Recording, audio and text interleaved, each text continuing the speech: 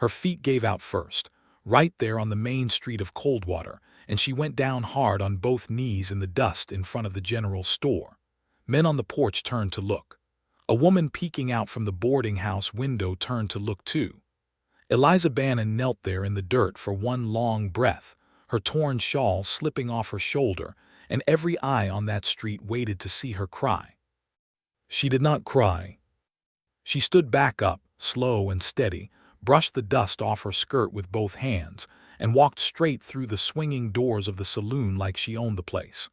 A fiddle stopped mid-note. Cards froze in men's hands. A saloon was no place for a woman alone, and every man inside knew it, and every man inside stared.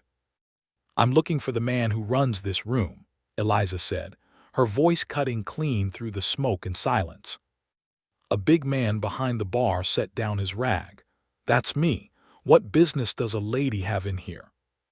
"I can scrub these floors till they shine like glass," she said. "I can wash your glasses, mend your torn coats, cook a meal that'll bring men back through that door twice a day instead of once. Give me a broom and I'll show you instead of telling you." Somebody laughed.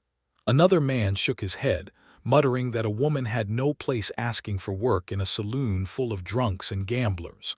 The barman looked her up and down, taking in her bleeding feet, her ragged shawl, her chin held high despite it all. "Ain't got work for you here," he said finally, turning back to his glasses. Eliza did not beg. She did not argue. She turned on her worn-out boot heel and walked back out through those swinging doors into the fading light, leaving the whole room staring after her, wondering who that woman was, and where such a broken, fearless creature had come from. A gray horse stopped in the middle of the dusty street, and its rider did not move for a long moment. Jedediah Cole sat still in his saddle, looking down at the woman crumpled on the bench outside the saloon, her face buried in her hands, her shoulders shaking. Every man on that street had walked past her that day. Cole did not walk past. He swung down from his horse. The leather creaked. His boots hit the dirt with a soft thud, and he walked toward her slow, the way a man walks toward a spooked animal he does not want to frighten off. "Ma'am," he said, pulling off his hat, "you look like the world's been hard on you today." Eliza lifted her head fast, wiping her eyes with the back of her hand. "I'm fine," she said, though her voice broke on the word, and both of them knew it was a lie. A few men on the porch nearby stopped talking. They knew this man. Everybody in 3 counties knew this man. Jedediah Cole owned more land than any rancher in the valley, more cattle than a person could count in a full day of counting, and here he stood, hat in his hands, talking soft to a woman nobody else in town had bothered to look at twice. "I've got a ranch a few miles west," Cole said. "I could use hands for harvest. I'd pay you fair and give you a room of your own." Eliza's breath caught. "You'd truly hire me?" "I would." Then his face changed, something nervous crossing it, strange on a man built so large and sure. He turned his hat over in his hands. "But I'll tell you plain, since I don't believe in tricking a person. My house has been empty of a woman's laughter for near 10 years. I've got land enough for 10 families and no one to share it with." Eliza's breath caught again, sharper this time. She understood, before he said another word, exactly what this rich and powerful man was about to offer a woman who owned nothing but a torn shawl and a hungry, aching stomach. Eliza sat frozen on that bench, the gold evening light dying around her, and said nothing at all. The whole street seemed to be waiting with her, holding its breath. Her mind raced backward, the funeral by the river, the empty cabin, the fever that took her mother, the long walk on bleeding feet. Then it raced forward to a life she had never dared imagine. Part of her wanted to say yes right then out of pure relief. But the proud part of her, the part that had walked 12 miles rather than beg, held her tongue still. "Mr. Cole," she said finally, careful with every word, "you don't know me. You don't know if I'm kind or honest or if I'd make a good wife to any man. You're a rich man. You could have your pick of women in this valley. Why offer marriage to a stranger you found crying on a bench?"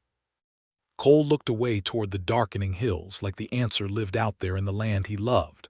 I've had my pick of women, he said slowly. Women whose fathers wanted my land more than my company. Women who never once asked me a question about myself, only about what I owned. He turned back to face her. You didn't ask me for marriage. You asked me for honest work. That tells me more about you than any dowry ever could. Tears rose in Eliza's eyes again, but different tears this time. I won't lie either then, she said. I don't love you, Mr. Cole. I don't know you. If I say yes, it won't be for love. It'll be because I'm tired and hungry and have nowhere else to turn. I know that, he said gently. I'm not asking you to love me tonight. Love, if it comes, can come slow, the way good things do. A garden doesn't bloom the day you plant it, but it blooms all the same. The street had gone quiet, lamps lighting in windows one by one. Eliza looked at this stranger with the sunburned face and gentle eyes, and finally spoke the words that would change everything. All right, she said. I'll marry you, Mr. Cole. They rode out to the Circle C ranch together as the last light faded from the sky, Eliza behind Cole on his gray horse, her arms wrapped tight around him, her cheek pressed to his broad back. Neither one spoke.